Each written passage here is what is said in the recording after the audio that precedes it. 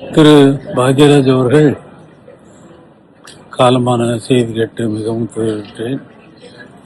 நான் தற்போது சுற்றுப்பயணத்தில் இருப்பதால்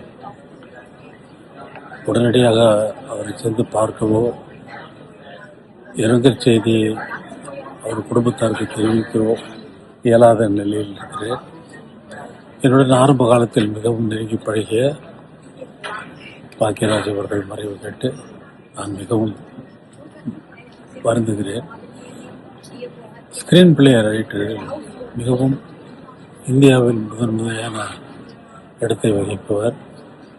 அவருடைய திடீர் மரணம் என்னை அதிர்ச்சிக்கு உள்ளாக்கியது. உடனடியாக செய்தி தெரிவிக்கவும் எனக்கு பயணத்தில் இருந்ததால் தெரிவிக்க இயலவில்லை.